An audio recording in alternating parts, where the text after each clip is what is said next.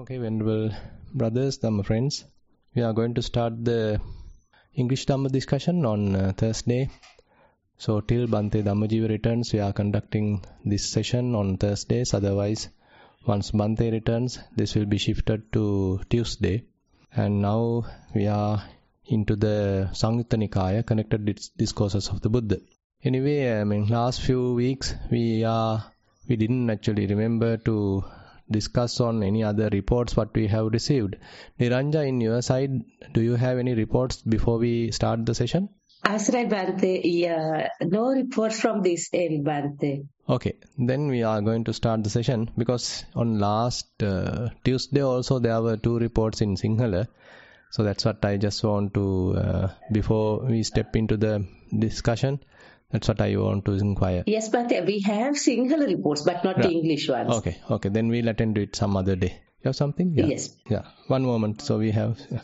After Bhante, my question is not directly related to our discussion, but this is a question I asked last time, so I found it again somewhere. Can I ask it now? Sure, yeah. So, please excuse my pronunciation. This is Dhammapada 170 stanza. Yata bubbulakam passe, yata passe marichikam, evam lokang avekkantam machu raja na passati. Bhante, this is again explained about the passa, and I really don't know sparsha. No, it doesn't have. Machu raja na passati. No, Bhante. Is that the one? Yata bubbulakam passe. No, that passe is aiming the looking. Yata bubbulakam passe, that you are, through your wisdom, you are looking at the whole formations as a bubbula. Bubbula means a very fragile air bubble. So passe, the passati, the term passati has the verb, as a verb, it's a Pali term for looking something. Say, I'm looking at you, I look at you. So passati. And oloketi, passati, all these refer that you look at something. But passa is with emphasis on pa. So that is the passa. This is just a pa. This is simple pa. So it gives a different meaning. So passati, different meaning. So here this verse particularly mean, say you are looking at the whole formations as a bubbula, as a kind of a very fragile water bubbles or air bubbles. And yatha bubbulakang passe, yatha passe marichikang. And everything like a mirage.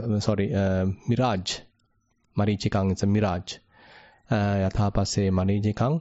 Evan lokang avekkantam machurajana pasati. So the one who is looking like that about this whole world, the Mara will not conquer. The Mara will not grab him, catch him. And actually these 2 things, bubbula and the marichi, so those are further explained in the sutta called Pena Pindupama Sutta. So they are, all 5 aggregates are given with 5 similes. Pena Pindupamang Rupang, Vedana Bubbulupama, Marichikupama Sanya, Sankhara Kadalupama, Mayupamancha Vijnana. So the 5 aggregates were given with these 5 similes. Pena Pindupamang Rupang. So the whole Rupakhanda, that means the form aggregate, is very much like a form. Form F-O-A-M, form where Pena Pindu, where we see in the bank of a river. So that is the form. Pena Pindupamang Rupang. Vedana Bubbulupama. Vedana, the feelings are like a Bubbulupama. Where the bubbula, that means the bubbles which are forming during a rainy time of a reservoir in a river. So those are the bubbula. Those are the air bubbles forming, and very quickly they they quickly pass away. Rising, passing away. So those are the air bubbles. Vedana Bubbulukang. Marichi Kupma Sanya. Marichi. So this here the Marichi Kupma Sanya. The Sanya, the perceptions are like a mirage. And Sankhara Kadalupama, this Sankharas, the formations are like a banana trunk, which doesn't have any any kind of a core, any kind of a hardwood. It doesn't have. It's a mere kind of sheath. Mere, how to say? If you once you peel it out, nothing is there. It's simply hollow. So sankhara kadalupama mayupancha viññānaṁ. So the viññāna, the consciousness, is very much like a trick of a magician. So the same, two of those similes are included in the Dhammapada verse. So yatha bubbulukam passe, yatha passe marijikam, evaṁ lokam avekkhantaṁ maccurājāna passati. So if you are looking at the whole aggregates, this whole world like that, like a mirage, like a very fragile bubbles, then you are not taking it so permanent, very solid. You are looking at it as a very fragile thing. So the Mara will not conquer you. So that's the point. So the passa here is the typical normal passa. Yeah, you are fully, you see it, you profoundly, with wisdom, you are looking at the whole world like this, very fragile thing. Then you are not being caught by the Mara. Difference. 2 letters, exactly.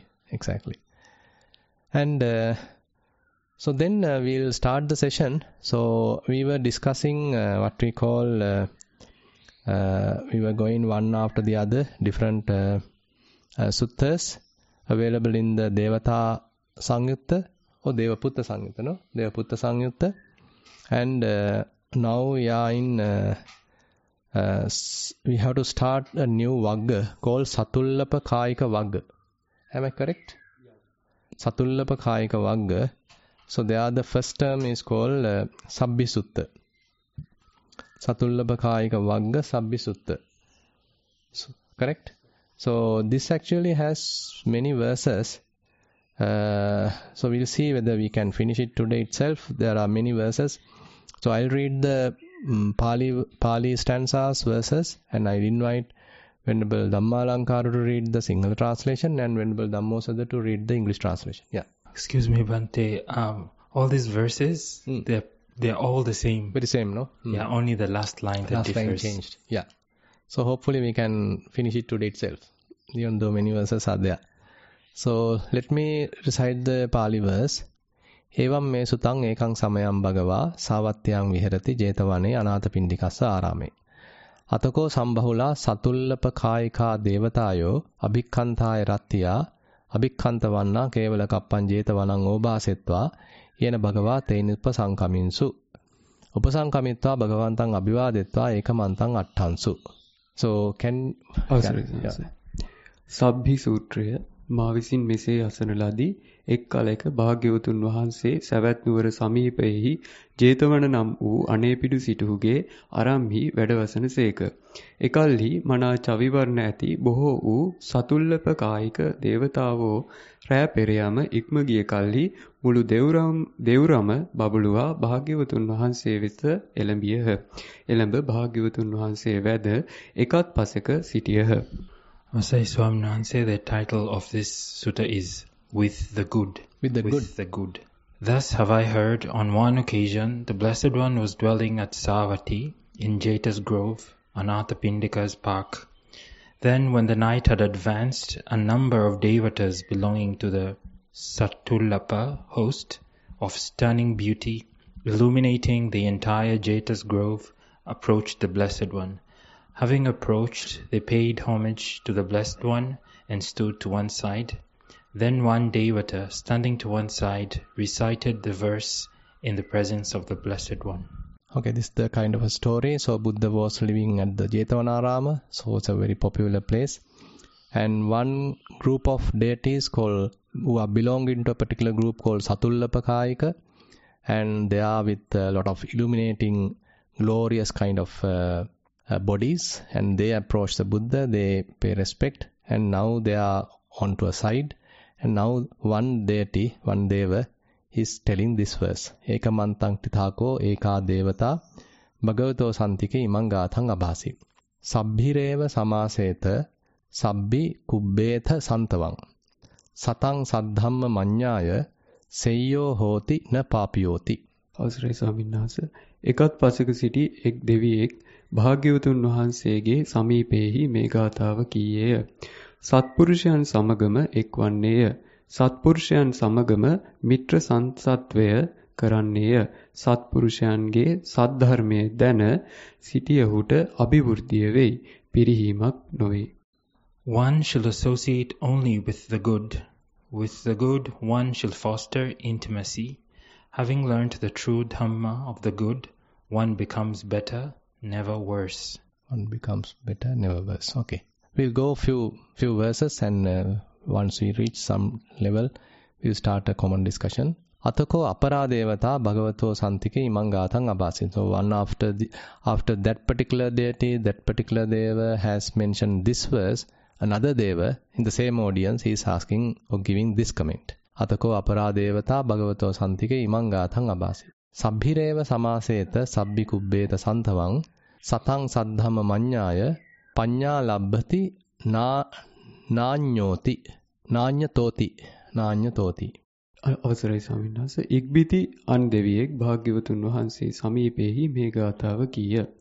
සත්පුරුෂයන් සමගම එක්වන්නේය. සත්පුරුෂයන් සමගම මිත්‍ර සංසත්වය කරන්නේය. සත්පුරුෂයන්ගේ සද්ධර්මය දැනීමෙන් ප්‍රඥාව ලැබේ. අනිකකින් නොලැබේ. One shall associate only with the good. With the good one shall foster intimacy. Having learnt the true Dhamma of the good, wisdom is gained, but not from another. But not from another. Okay. And then another deity telling like this. Atako aparadevata bhagavato santike imang gathang abhasi.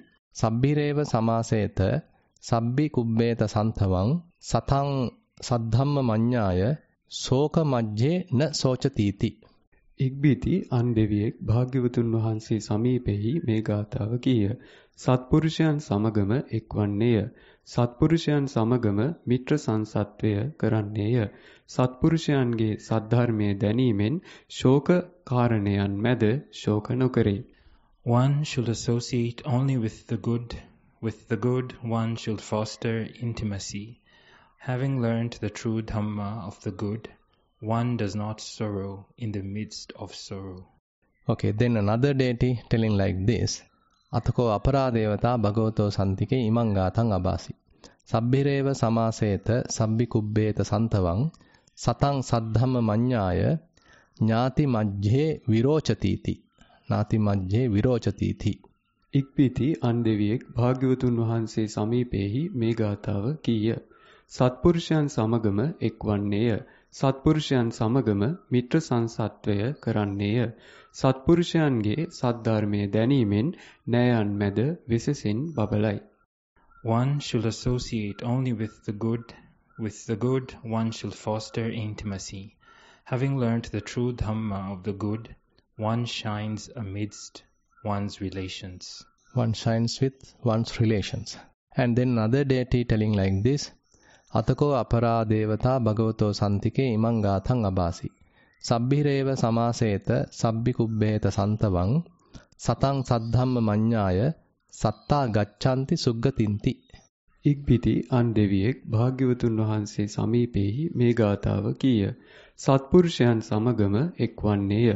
සත්පුරුෂයන් සමගම මිත්‍ර සංසත්වය කරන්නේය. සත්පුරුෂයන්ගේ සද්ධර්මයේ දැනීමෙන් සත්වයෝ සුගතියට යෙත්. One shall associate only with the good.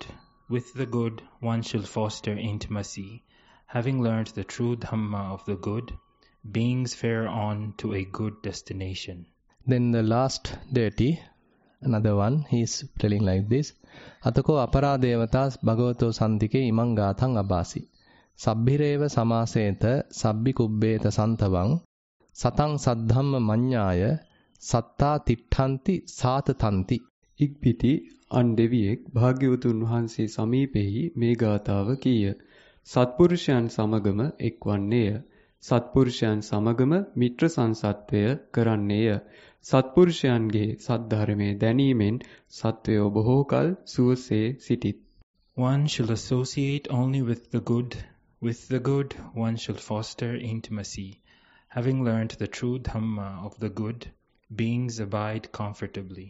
Okay, then after Buddha hear everything by these different coming from the audience, Now Buddha gives this verse. He utters this verse. Sabba sangvo subhasitang pariyayena. Apicha mamapi sunatha. Sabbhireva samaseta sabbi kubbeheta santavang satang saddhamma manyaya sabba dukkha pamuccatiti. තොප සියල්ලන් විසින් කරුණ වශයෙන් මැනවින් කියන ලදී. වැළිඳු මගේ වචනේද අසව්. සත්පුරුෂයන් සමගම එක්වන්නේය. සත්පුරුෂයන් සමගම මිත්‍ර සංසත්වය කරන්නේය. සත්පුරුෂයන්ගේ සද්ධර්මය දැනීමෙන් සියලු දුකෙන් මිදෙයි. I missed 2 verses, I guess. This belongs to the Buddha. Uttered by the Buddha. No, before that the Devata was asking, එක්බිතියන් දෙවියෙක් භාග්‍යවතුන් වහන්සේට මේ කීය. භාග්‍යවතුන් වහන්ස කවරෙකු විසින් මැනවින් කියන ලද්දේද? Right. Yeah, I also missed that. තොප සියල්ලන් විසින් කරුණ වශයෙන් මැනවින් කියන ලදී. වැළිඳු මගේ වචනේද අසව්. භාග්‍යවතුන් වහන්සේ said like that. Yeah. Then after that that verse coming. Yes, correct. Then another Devata said to the Blessed One, "Which one, Blessed One, has spoken well? You have all spoken well in a way, but listen to me too." And the Buddha added this verse, "One should associate only with the good. With the good, one should foster intimacy. Having learnt the true Dhamma of the good, one is released from all suffering." Okay, one is released from all suffering. So basically this kind of a discussion where few group of deities, celestial beings come to the Buddha and they pay respect to him, and then first of all they want to show their kind of an understanding, and the whole theme is about the good association with the good people. And the first one is talking about Seiyo hoti na papyo. So if one is properly associating the good people, the Kalyana Mittas, and they are having kind of an intimate relationship with them, very close relationship with them, then they are able to develop in their Dhamma, the knowledge they are having. So now these people are also growing. So as a result of that, what happened? Seiyo hoti na papyo. So that means he too will be growing. The person who is associating also starts growing. There is no way to any kind of a decline, any kind of a downfall. That's the first one. Second one is talking about the panya labbati nanyanyoti. So he is able to develop wisdom, and there is no other way. Now you know that during the Buddha's time, so there are many ways to develop the wisdom. So you have to approach a particular person, a wise person, they have to associate him, and then you have to lend their ear, they have to talk with them and have association again and again. So that is the only way to acquire the knowledge, because there are no books, no internet, nothing was there. So only approaches, only possibilities that you have to go there, physically go there, talk, have a kind of a good association. And while doing that, you ask various questions and they start answering you and give some examples and be an example also. Now with that, you are also gaining some knowledge. You are also developing yourself. And that's the only way. So this is telling like that. And then the other part is called Soka Majhe na Sochatiti. So if one is associating good people, these Kalyana Mittas, and trying to adhere to their way of practice, then Soka Majhe na Sochatiti. So amidst many others who are sorrowful, lamenting and with worries, so this person stay without worry, without any kind of a sorrow, without any kind of a lamentation. That's a kind of a stability that he is developing as a result of that good association. The next part is talking about Jnati Majhe Virochati. So the person who is doing that thing, he become glorious, he become more illuminated among his group, his clan, his relatives. So because he's a wise person, he too is now becoming a wise person. So amidst many others, among many others, so this person is now developing kind of a glory, kind of a wisdom, and he become the bright person. He become the one with some bright ideas. So he penetrate the situation, he can give quick solutions. So likewise, the others start respecting him, others start recognizing him. And so because he is also now developing with his wisdom. Then the last one telling Satta Gachanti Sugatinti. So not the last one, previous one. Satta gacchanti suggatinti. So the one who do such association, maintain such good relationship, and again develop that same path, correct path, and then as a result of that, after the death, he is able to be born in a good place. Maybe in a heavenly realm, maybe in the human realm, or in a Brahma realm. So basically, even after the death, he will be safe, he will be into a good place. And the last deity he is telling, Satta Tittanti Satatanti. So as a result of this good association, this particular person will live long life with a very comfortable way. So he's quite comfortable. He's staying for a long time. Without much hassle, he can continue his life. Now, after different deities, these celestial beings showed different views like this. Then Buddha say, and they approach the Buddha, and one of them asking, Bhante, which one is correct? I mean, now there are altogether how many are there? 1, 2, 3, 4, 5, 6. Altogether 6 views are there, 6 comments are there. And they are asking which one is the best one, which one is the correct one. And then Buddha says, Sabba Sangho Subhasitam Pariyayena. So everyone's statements are quite correct. So let me give my answer also. Let me give my comment also. Now Buddha is giving the answer. Sabba Dukkha Pamunchatiti. The same scenario, same way. Say you go to a good person, you associate him, and you are starting developing your wisdom because of that association.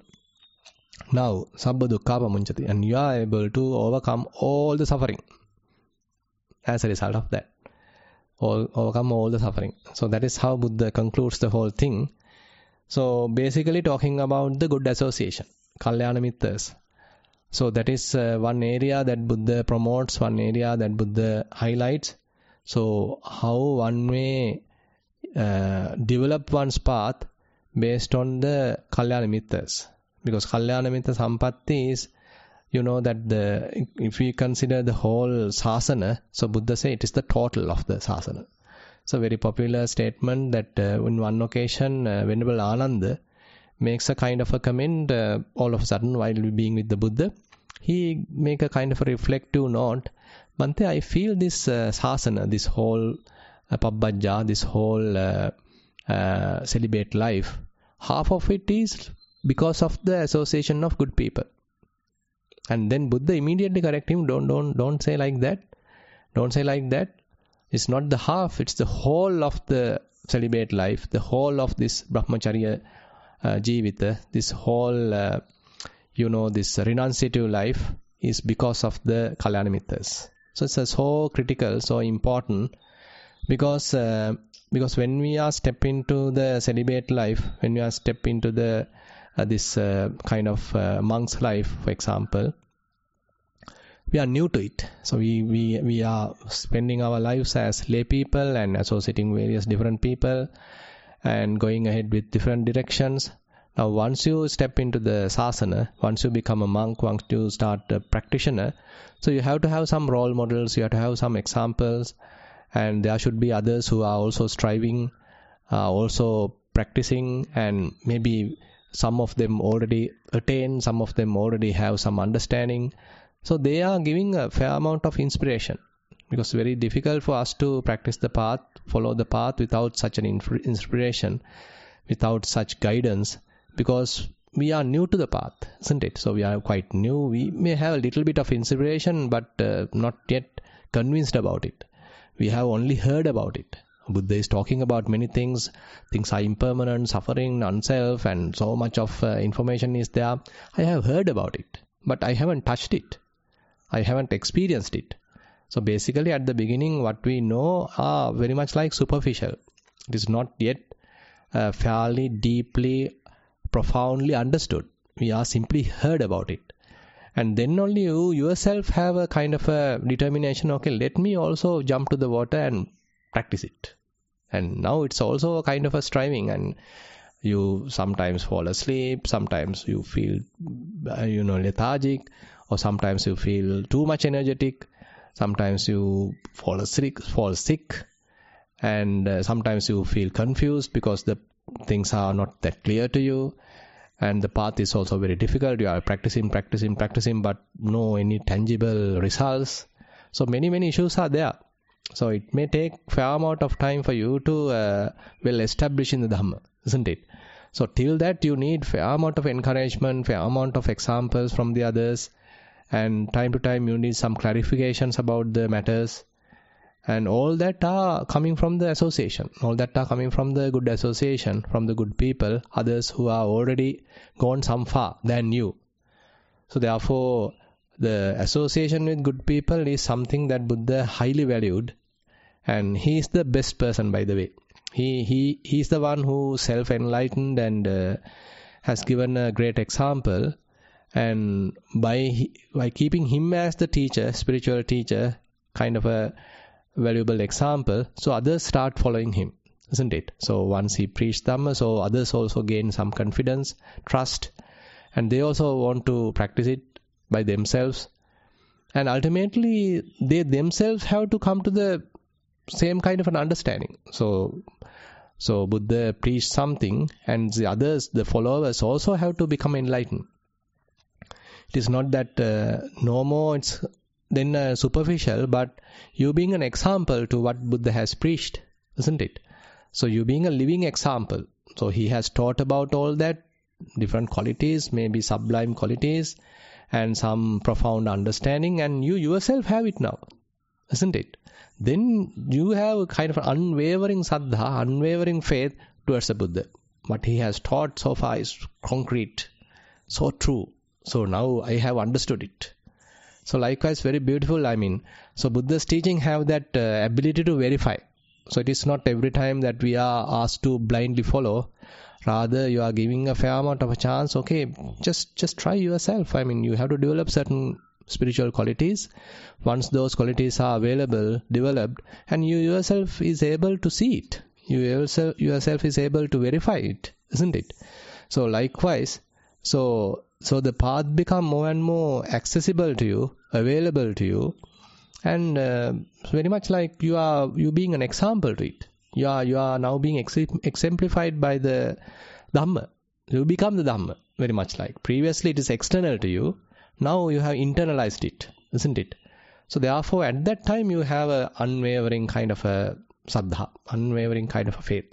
So that's why typically it is mentioned that the Sotapanna, the one who is the stream winner, so he is having such an unwavering saddha. So because he is so confirmed, he is so confident, quite sure, because he himself has witnessed it, not superficially just touch, rather he himself has witnessed it. Now he is no way that he is going and look at another spiritual teacher, because what he has witnessed, what he has gained, profoundly understood is very much true, and he is being with it, adhere to it, and now he know the path. Now he himself can continue the path. So likewise, actually the path is then become more and more clear. So and the other thing is that if he further gain the association from the wise people, his development will be more clear, very quick, because he continue to have the proper association.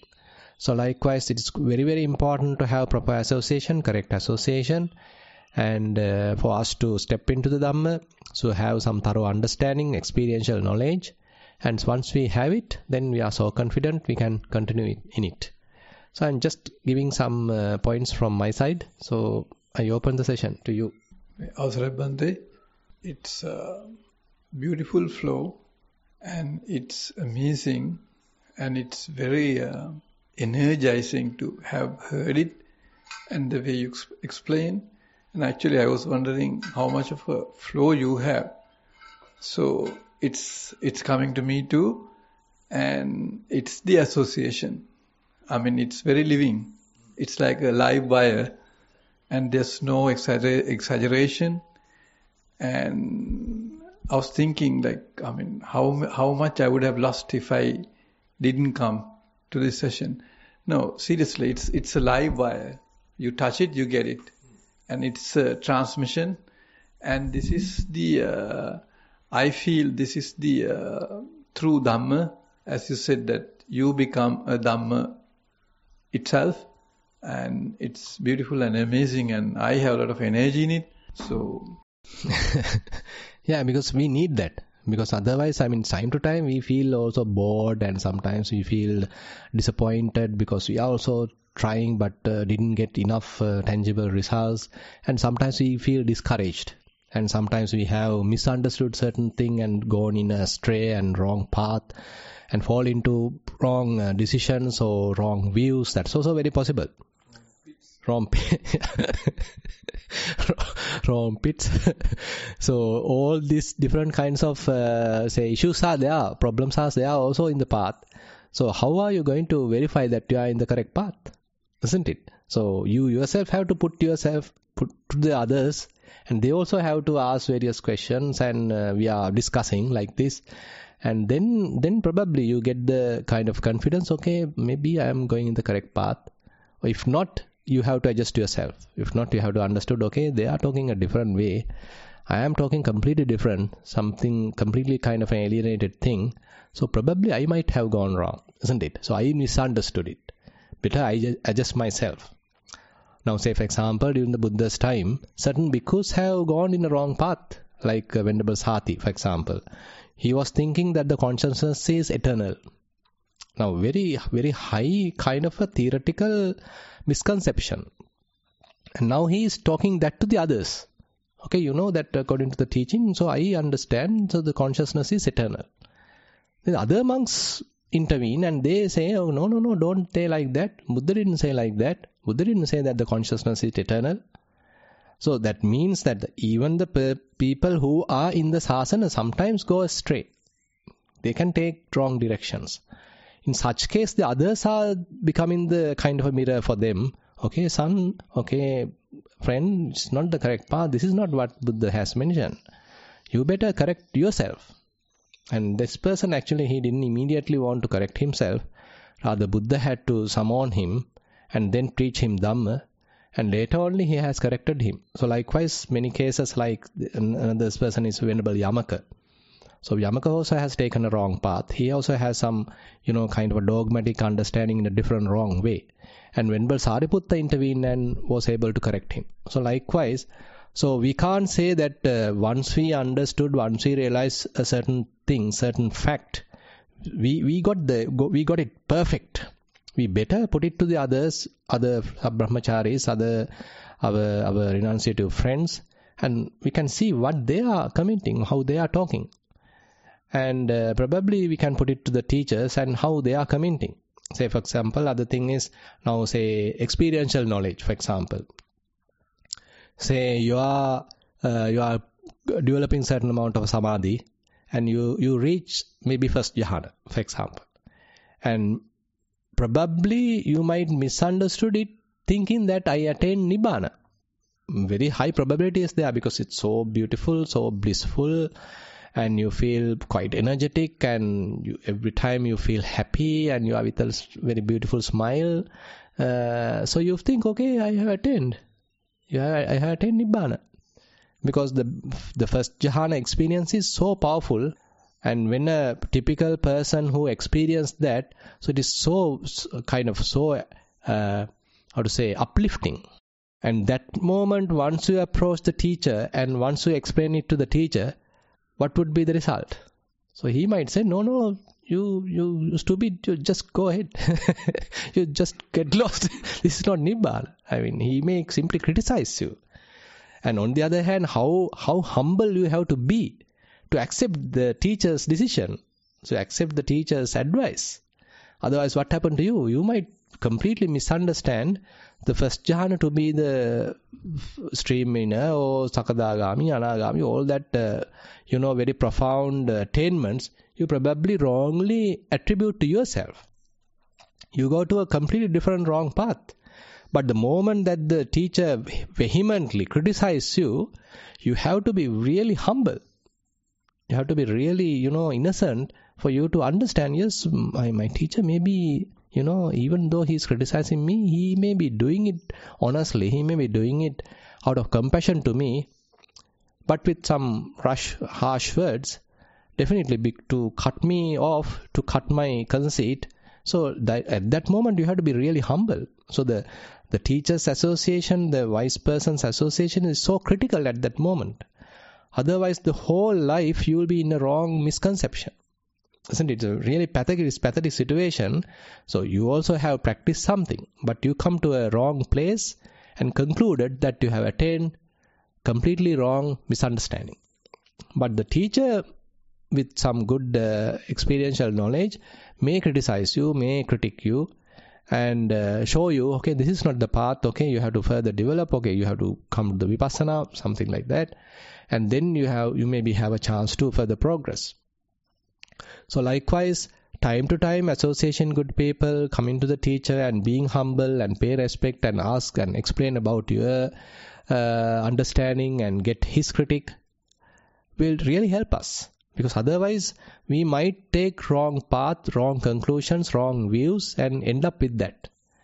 So many things, such many cases are there even today. So many monks are there who take wrong, very high standards and think that they have achieved. And they even preach that. So not much referring to the books, not go to the real, say, sources. And sometimes they misinterpret the sources also. So this also things are happening.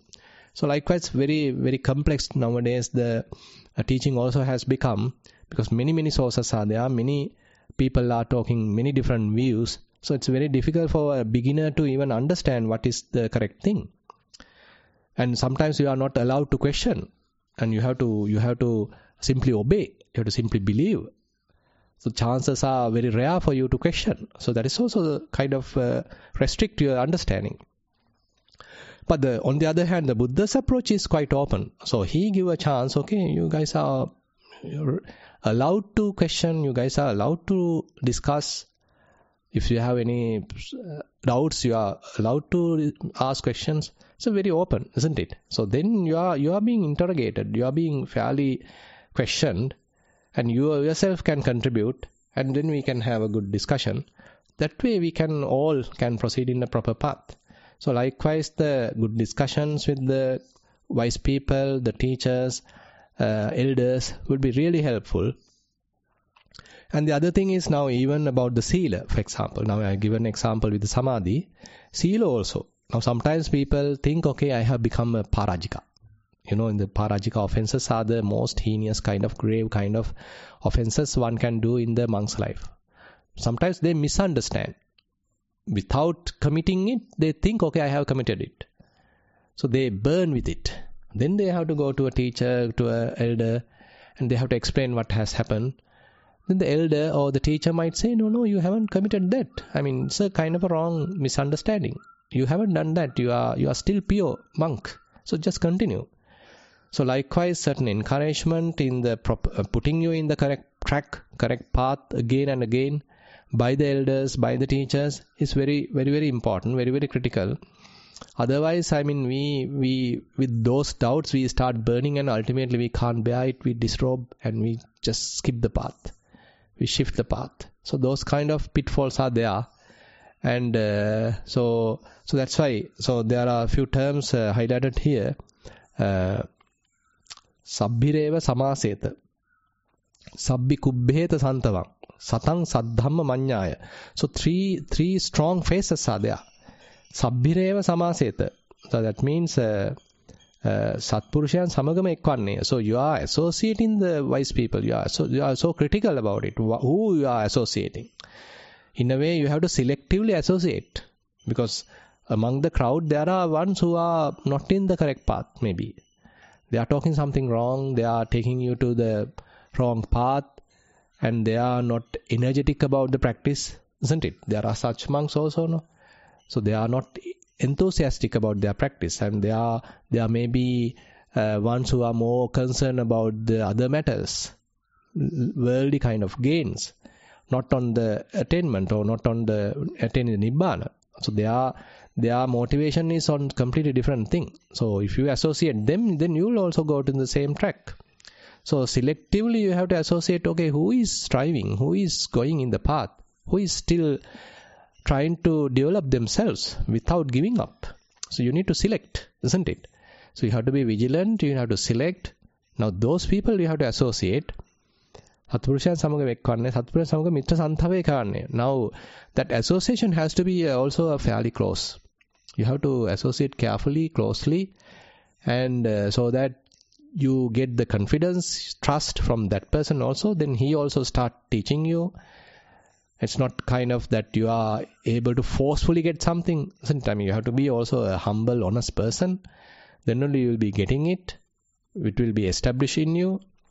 And then Satpurushange Saddharme Dhanimen. So then only you will be able to thoroughly know it.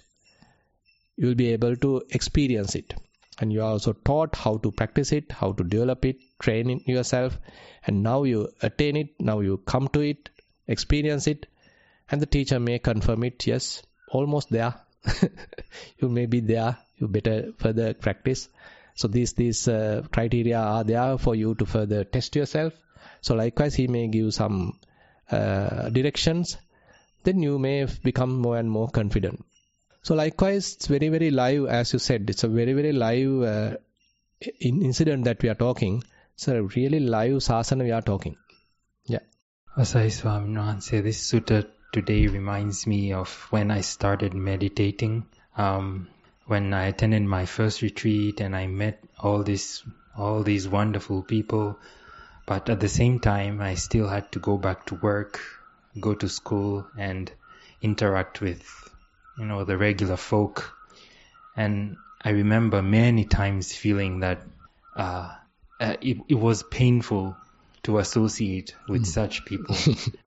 Every time I'm with the regular folk, I'm always thinking about these people I met at the retreat, because the conversations I have with them, they are conversations about being satisfied with little, conversations about renouncing ill will, passions, desire, all those kinds of things. And it was completely opposite to these other people at work, at school, and other social places, and even family members. It was quite painful to associate with them. And so after a long time, that is when I decided, what if I just go to a community where it's just people who are doing this thing all the time, all day, every day.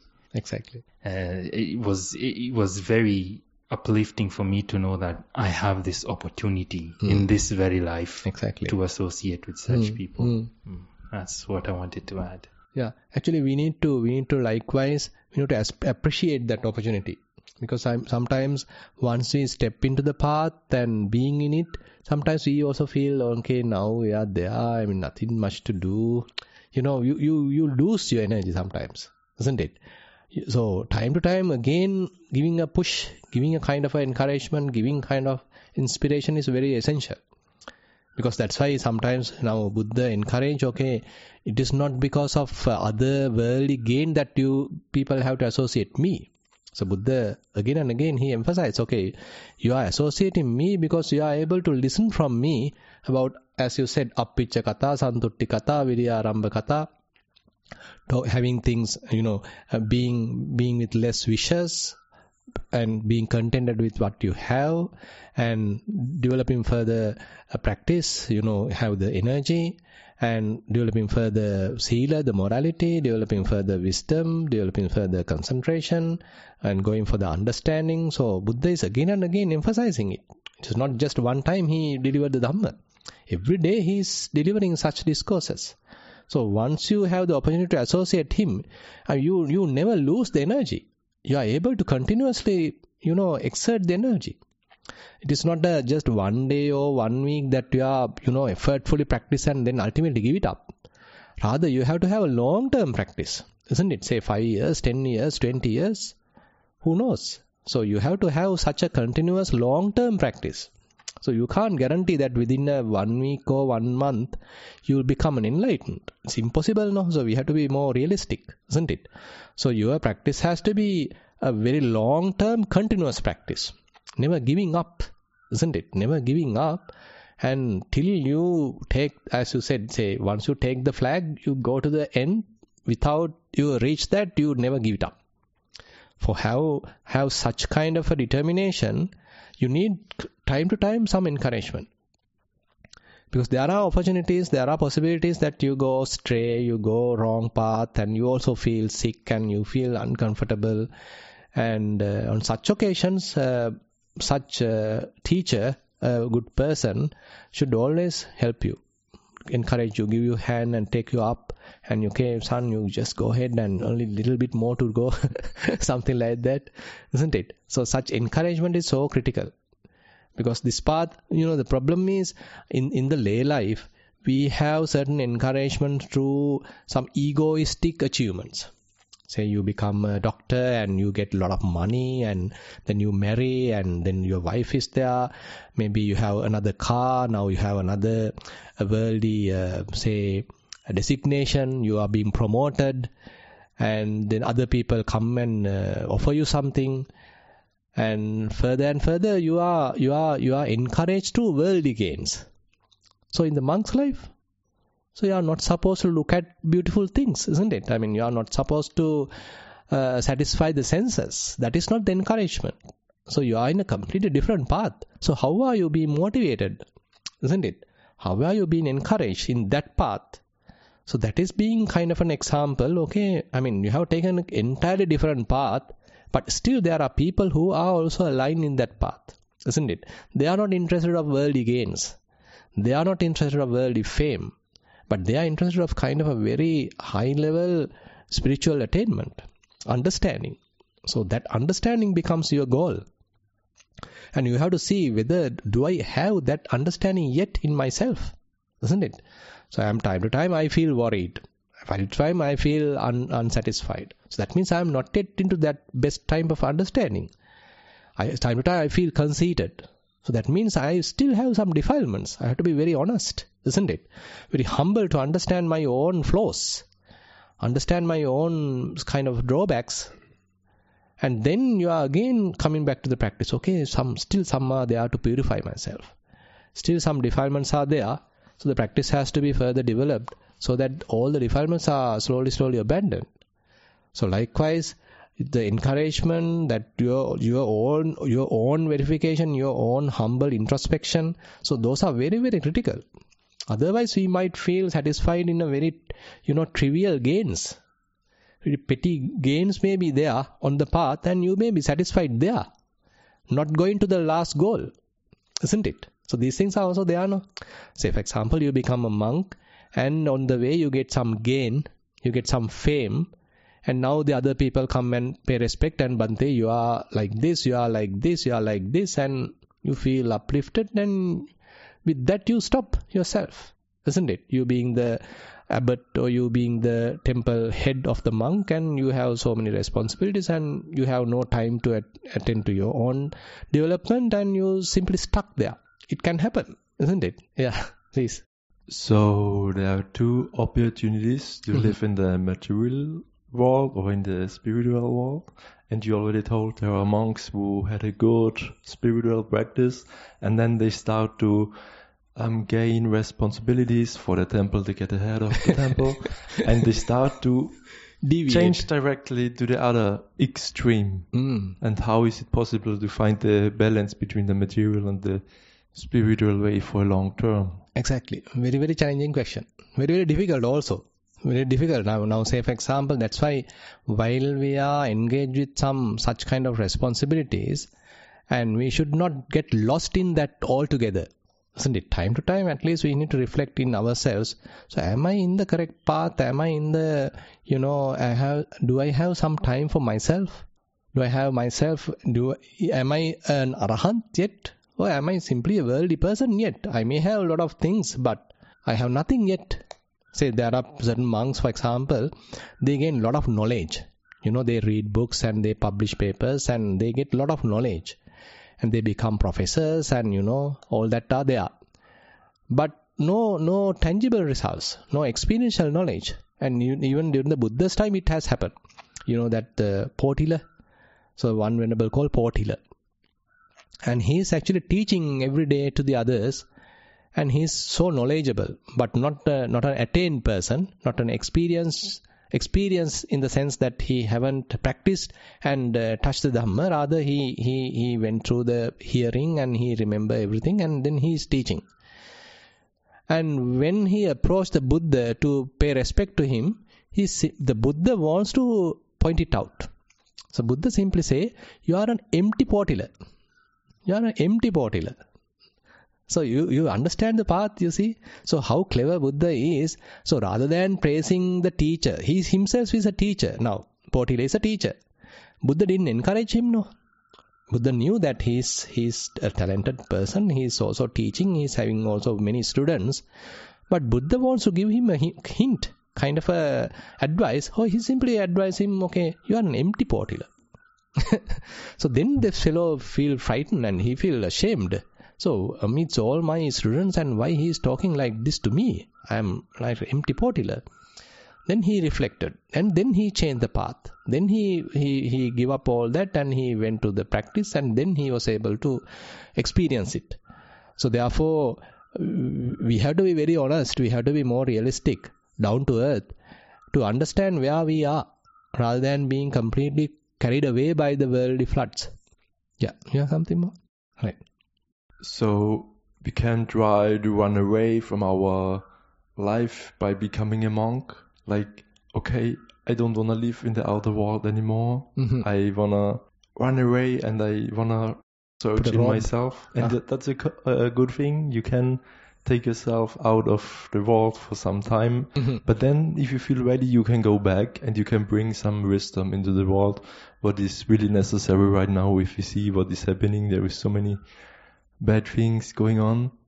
I would like to become a monk, but I would like to become a monk for the rest of my life. I would like to meditate for 2 or 3 years. That sounds really good for me. After that, return back. And then I would like to.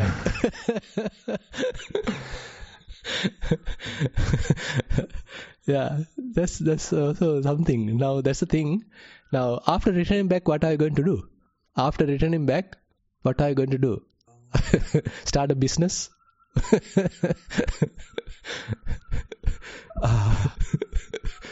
For me, I'm therapist, so therapist. Yes. Uh-huh. So I will start a business, yes, as a therapist. So you want to incorporate the Buddhist teaching and the spiritual practice to your therapy, to your profession, and you be a more good, better therapist. I hope so. Yeah. Yeah. Some people take that approach. I understand. So either you become a monk or not, you can spend fair amount of time in the Buddhist practice, and they understand it, they learn it, and they really practice it, and they gain something from the teaching, and then they go back and they start practicing. I mean, to the other public, and they use these insights during the practice. So many such therapists are there in the world now. Now they are talking fairly of the very deep concepts of the Buddhism. I was going to therapy for like 7 years, sometimes more intense, sometimes less intense, and it really helped me to overcome some limitations from my childhood. And I think this is a really good way, because people I met, for example, I also worked as a voluntary in the space of environmental protesting, environmental activation. And then I had a burnout. I was like, okay, I don't have any energy anymore. It's so hard to say always, guys, we really have to take care of our nature. We really have to take care of our consumption. Because there is so much negative if you try to change someone else. Mm-hmm. If you try to, hey, maybe you don't should eat too much meat because it is bad for the environment. Maybe you don't should do this or do that. Skiing, for example, in Austria. I live in Austria, and skiing, they use the water down from the streams. Yes, and blow them all up for snow, because there is no snow anymore. I see. Only little snow every year it's getting less, but people still want to continue with their luxury. They are used to it. They don't like, okay, maybe I should change my behavior. They are like, I want to do, so I go for it. Doesn't matter what anyone else is thinking about. Doesn't matter if it is bad for environment. So I had a burnout, and then I went back to one guy, and he gave me psychotherapy for free, so I don't have to pay for him. He was like, I don't want to be part of the system anymore. I don't want to be part of this consumerization kind of, right? Yes, and this is the reason he starts to do his practice for free, because he has gained money and he doesn't need money anymore. He's retired and he's doing it for free. Yes. And that's good inspiration. How you say it, you need the people who inspire yourself. Exactly. That was really touching me. Exactly. So that's why the Dhamma is, it's priceless. You can't value it. So you can't sell it.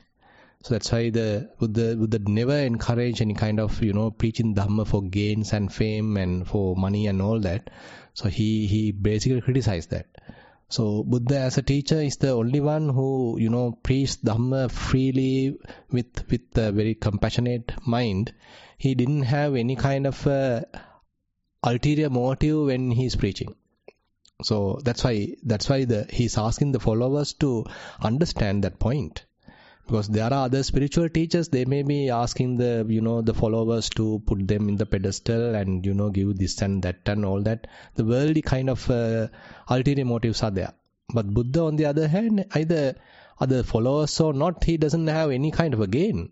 So he already has achieved it. So therefore, the Buddha's teaching, so if we are trying to sell, then we are like very mean and very kind of really low kind of a mentality. But on the other hand, while we are also practicing, if we are simply giving it free, wholeheartedly, then we being a kind of an example for that. And as you said, the world is also every time is like this. That some are selling it, some are following it, truly doing it. So that's the way it is. And as you said, the world is moving towards a consumerization, and majority is being carried away by the worldly kind of a wind, worldly kind of a path, and only a few would see the difference. Only a very few see that I want to be free from this, carried away. I need to escape from it. So what you are trying to tell is very true. So now, rather than thinking kind of a plan, okay, I'm going to become a monk for 2 years and then I'm going to renunciate. So just start practicing. The practice is the most important thing. Either you become a monk or a person, doesn't matter. Practice is the most important thing. And you are doing it honestly and continuously. So that is very important. So while you are continuing like that, so maybe sometimes you get a chance, okay, I like to be a monk. You may get an inner call from you, maybe at a time. Rather than immediately jump into it, so you spend some time in a monastery and practicing yourself, and you see whether you are able to adhere to it. So there are certain rules and regulations and certain customs are there. And are you able to bear with it? Are you able to adjust to it and maintain it? And are you able to be with the others? So likewise, so once you are there for a while, you get a kind of a taste. Am I able to handle it? Am I able to bear the whole thing? So these difficulties are there. These it's not a kind of a heavenly life, no. Here also there are a lot of very, hardships are there. So are you able to bear all that? Then if you think, yes, I can handle it, why not? Then you step into it. You jump to it and go for it. Then slowly you get the confidence. And even the term therapy has come from the Theravada. Probably you have heard about it. The therapy, the term, the Thera, so all that are coming from that Eastern therapeutic Thera, coming from the Buddhist roots. Theravada roots are there. So these because typically the old physicians are there only talking about the bodily ailments. So the monks were the one talking about the mental ailments, so the disorders kind of thing. Then they are talking, they are preaching, and they are trying to heal the mental issues. And then the Theras has become therapy, and then the therapeutic. So these kind of things are there. So the ones who are talking about the linguistic, roots, they are talking, okay, this term therapy seems to have come from Theravada. So anyway, what I want to highlight is what you are thinking is not a bad thing, it's a good thing. But anyway, in Sri Lanka, we are not encouraging temporary monkhood. So here it's a kind of we expect the one who is coming to a committed lifetime and to do it properly. But still instances are there that after some time they leave, that we have no kind of a bondage, any kind of a restriction as such. But the general encouragement is for you to take it as a lifetime endeavor. Yeah. Asrai Swamin Wahanse? Yes. Yes. Swamin Wahanse, before I go to Geshan, I just want to add like how fortunate we are too to have these sessions online. Before Corona, it was like only for the Nissarana Vanaya monks. Like, so this changed our lives too, Bhante. Like, it's like compulsory that you have to listen early morning. For us, it's early morning, 6 or 5:30 in the morning. So how fortunate that I agree with all the talks that given by you and the other monks, Bhante. We are truly fortunate. Good. To associate. Nice to hear and that. If somebody wants Bhante, like except Monday, all the days we have so many sessions. Right. If it really wants, like if you really want to associate with y'all by online. Correct. Now actually, that's true. As Bhante Dhammajiva often mentioned, because before Corona, we didn't have these opportunities. We were, only the discussions were recorded, the Dhamma sermons were recorded, and next, after some time only they were published. Nowadays, everything is available live, either in YouTube, not in the YouTube by the way, it's in the MixLR or in this Zoom. So any person who wants to connect with us live, they are welcome and they can connect with us, they can participate. And every day, as Niranja mentioned, except Mondays, almost every day we have something online. And sometimes even in the morning and in the afternoon also we have something, because when the retreats are there in the lower monastery, those are also streamed live and those are also available. Yeah, so... yes, Geshan is there, Bhante. I will ask him to. Yeah, one moment we have... Okay. Please go ahead. Yes, go ahead.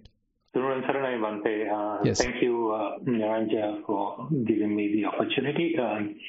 So there are few points that I wanted to bring to your attention. Today's Dhamma discussion, I think it is profound. The things what I have realized as well, you talk about the Kalyana Mitra and then you talk about the associations and the practice, as well as, how Buddha sort of talking to the monks, encouraging the monks to do the right things. So one of the things what I have realized, as what Niranja also mentioned, I am so much grateful for you, Bhante, as well as Venerable Dhammajiva. The reason why I say this, I have been born to a Buddhist family, not knowing what is the philosophy itself. In the beginning of years, we just go to a temple, just offer some flowers to a statue, we chant some sutras, not knowing the meaning of it, and etc. For a long period of time. That was my childhood, and there was a time that I was kind of realizing, what is the meaning of this Buddhism? We talk about this debate coming to US and being here.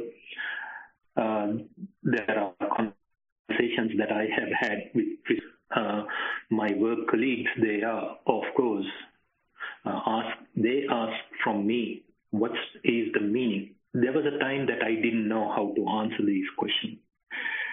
I believe that I am in a position now, of course, listening to this conversations, just listening to this.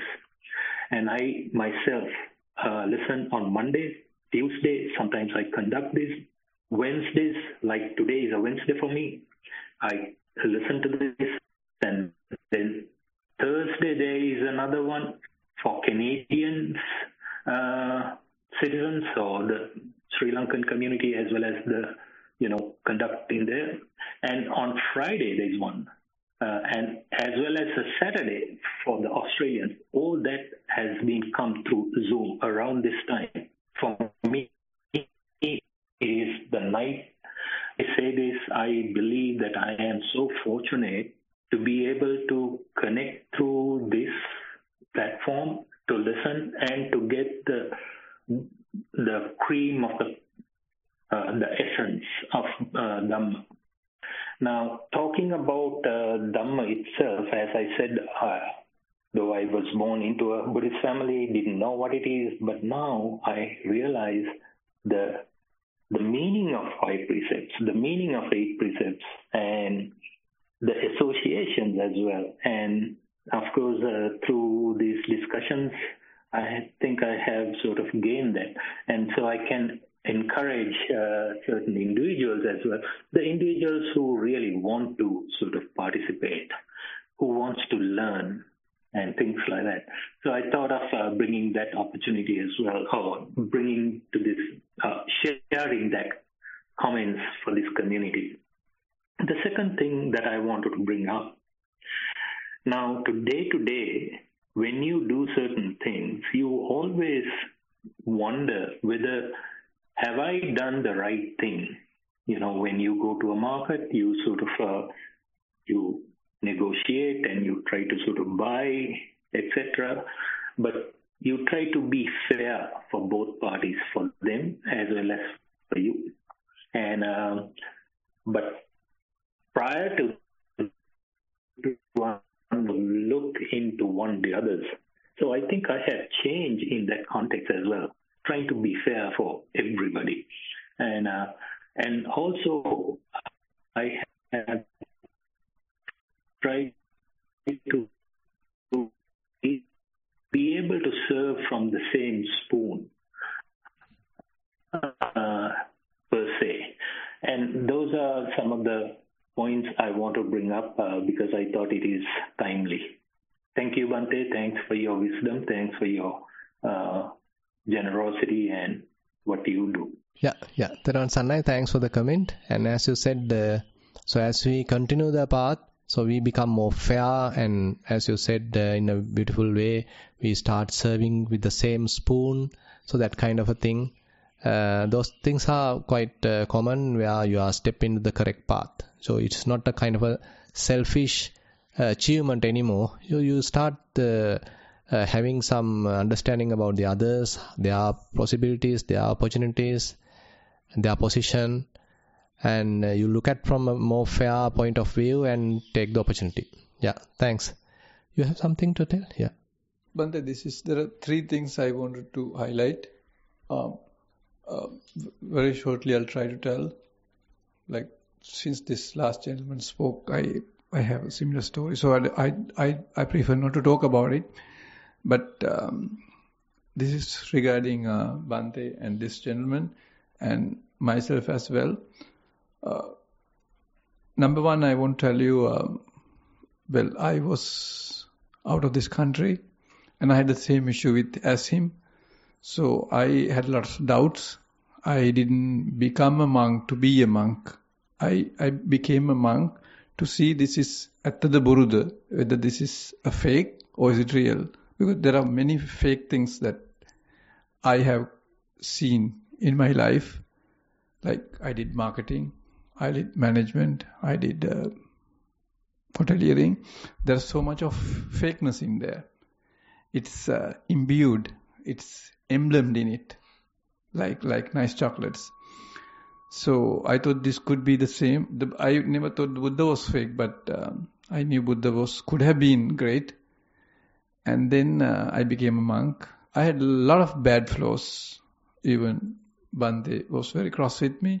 And I'm very happy. Not that I'm very happy of those, because now I see those were not right. And no, I'm not even now I'm not perfect. And I'm trying my best. And I'm very happy. But I would tell anybody that I'm sorry. But if I hurt them, I have hurt myself. But I say sorry to myself, I say sorry to others. So that's my story. Secondly, so I invite this gentleman also to see, like whatever the time doesn't matter, you come and see. Attanang you wait. If it is atta, if it is real, you wait. If it is not, you go. Or if it is even right for you, you can experience it for some time, and then you can get lost and come back.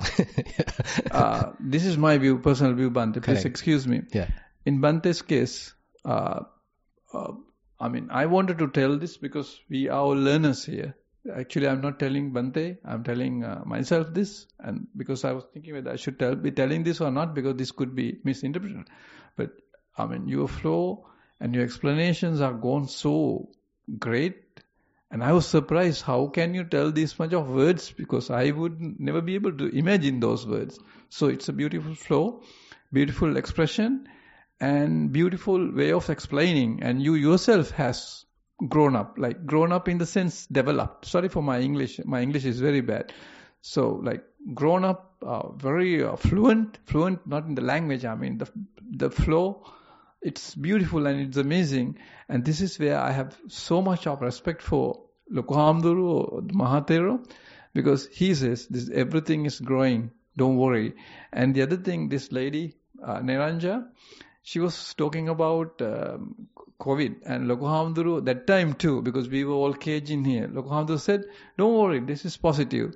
And now I see what COVID, I don't know whether everything is, but I have a very little knowledge and I'm a very little man, though I'm told. And I have a very little brain as well. So for me, as Lady Niranja says, this is beautiful. Because of the COVID, we got all this ID. And actually, when I was in Katana, every day I just enjoy it, and every day I just listen. And it's great, and it gives me the flow to the whole day. And I just wanted to, this is being very honest, I just wanted to thank you, Bhante, for your development and you sharing the development. And I had a lot of energy today. And I would invite, I'm sorry, maybe it's not your thinking, but I invite this gentleman also. You don't have to tell the time frame. Come and join us.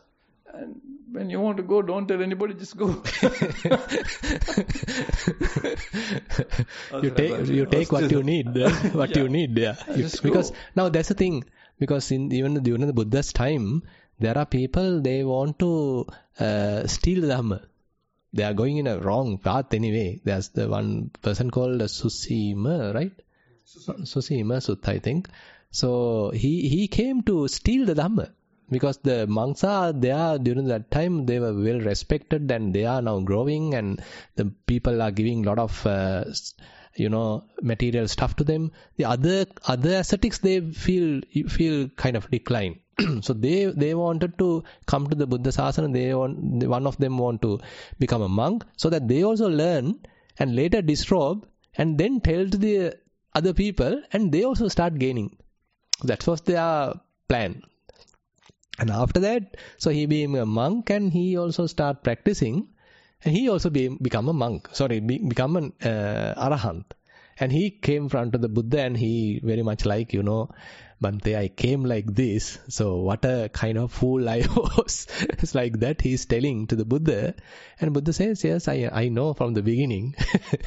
I know from the beginning why you are coming, but Dhamma is there. It will start molding you, isn't it? It's not that you are superficially touching it. Rather, you start developing it, no? It will be start planting in your heart, isn't it? The seed starts planting in yourself. And then you become the Dhamma, and you start propagating it, you start teaching it, you start being an example to it. You can't, it's not yours anymore, isn't it? It's not yours. Others will start touching it. So beautiful. It's not that we individually, we have different names and we are trying to practice. But we have given names, these are simply conventional names. But when the Dhamma is operating, we are no one. Dhamma is just the Dhammatas are operating. So unfortunately, ignorantly, we think, okay, I am so and so, you are so and so, you are so and so. That's because of our ignorance, isn't it? So ultimately, when we are flourishing, it doesn't belong to anyone. So till we are there, till the ego is there, we can't flourish even. Once we take out our egos, take out ourselves, then the Dhamma will flourish. So natural, so beautiful, so aesthetic. So therefore, as he invited, I also invite you. Why don't you jump to the water and see?